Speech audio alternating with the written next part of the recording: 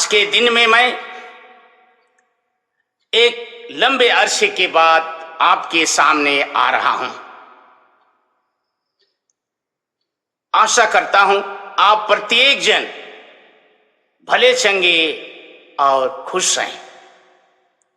हम प्रत्येक जन सामान्य काल के 14वें रविवार में प्रवेश कर रहे हैं। आज के दिन में ईश्वर नबी यशायाह के ग्रंथ अध्याय 66 पद संख्या 10 से 14 में हम प्रत्येक जन को सांत्वनापूर्ण संदेश देते हैं। एक बात याद रहे कि ईश्वर कभी हमको भूलते नहीं हैं। हम प्रत्येक जन को अपने हथेली में छाप के रखा है। मां के गर्भ में पड़ने के पहले ही ईश्वर हमें जानता है, पल पल की सुधि रखता है। इसलिए आज नबी के यशायाह के ग्रंथ अध्याय 66 पद संख्या 10 से 14 में कहते हैं कि तुम यरूशलेम के साथ आनंद मनाओ। तुम यरूशलेम को प्यार करते हो, उसके साथ उल्लास करते हो, उसके लिए विलाप करते हो। लेकिन आज मैं तुम प्रत्येक जन को यरूशलेम के साथ सांत्वना देना चाहता हूं। इसलिए कहते हैं, मैं शांति को नदी की तरह और राष्ट्र की महिमा को बाढ़ की तरह यरूशलेम की ओर बहा दूंगा। जैसे छोटे नन्हे बालक बालिकाओं को घुटने में लेकर दुलारते हैं, पुचकारते हैं, वैसे ही ईश्वर यरूशलेम को सांत्वना देना चाहता है। और इसलिए कहता है, तुम्हें भी वह आनंद प्राप्त होगी। कहते हैं आगे बहुत सुंदर सी बात कि इन सबको देखकर तुम्हारा हृदय आनंदित हो उठेगा और तुम्हारे हड्डियां हरी भरी घास की तरह लहलहा उठेंगे। कहने का अर्थ है, हमारे जीवन में अच्छे दिन आने वाले हैं। ईश्वर की कृपा, उनका अनुग्रह हमारे जीवन में आने वाला है। ईश्वर दयापूर्वक हमें देने वाले हैं। संत पौलुस गलातियों के अपने पत्र अध्याय 6 पद संख्या 14 से 16 में बहुत सुंदर सी बात को उद्धृत करते कहते हैं, मैं ईश्वर के क्रूस पर गौरव करता हूं।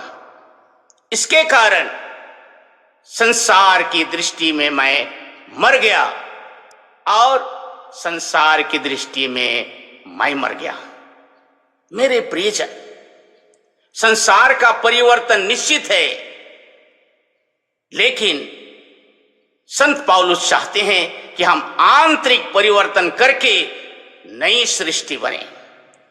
रोज रोज जीना पर्याप्त नहीं है। रोज रोज खाना पीना बातचीत करना केवल पर्याप्त नहीं है। हमारा मनोभाव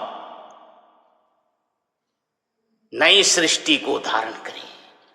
हमारे मन की भावना, हमारी सोच, हमारा विचार, हमारा एक दूसरे के साथ व्यवहार नई सृष्टि को इंगित करे, जिसके लिए संत पौलुस हमें आज यह पत्र प्रस्तुत करते हैं। यीशु ख्रिस्त संत लूकस के सुसमाचार अध्याय 10 में 72 शिष्यों को चुनते हैं और अपने जाने के पहले 2-2 करके उनको वहां भेजते हैं।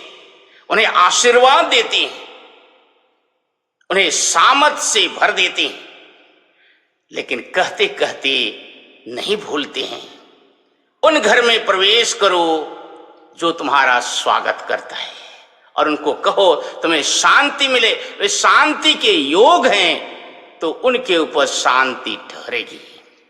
यदि वे उस लायक नहीं है, नगर से निकलकर तुम अपने पैरों के धूल झाड़ लो।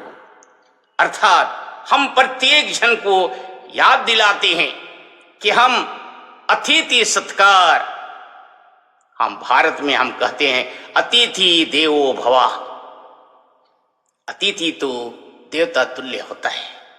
हम क्या जाने किस रूप में प्रभु आवेंगे, उन्हें स्वागत करने के लिए सदा तत्पर रहें, हृदय को तैयार करें, अपने घर द्वार आंगन को तैयार रखें।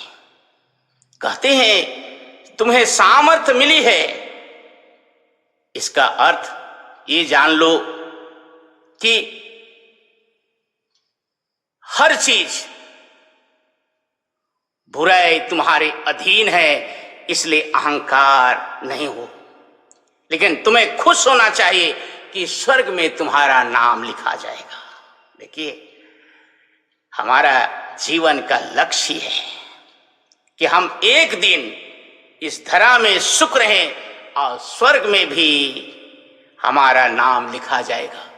और उसके लिए हमें दिन प्रतिदिन कार्य करना चाहिए, अपने आप को तैयार करना चाहिए, अपने घर आंगन को तैयार करना चाहिए। हमारा हृदय, हमारी आत्मा जब कहेंगे मैं अपनी आत्मा तेरे हाथों सौंप देता, और जब वहां जाएंगे स्वर्ग के द्वार के पास खड़े होके महसूस करें, खुशी का अनुभव करें, वहां जब तुम्हारा नाम पढ़ा जाएगा, जिसके लिए रोज रोज प्रार्थना करते, भक्ति के बहुत सारे मापदंड को व्यवहार करते, गिरजा जाते, परम प्रसाद लेते, सातों संस्कार के द्वारा अपने आप को विभूषित करते हैं। प्रियजन, यह सुंदर सा सांत्वना का संदेश आपको, मुझे, प्रत्येक जन को स्पर्श करे। ईश्वर हमें आशीष देना। आमीन।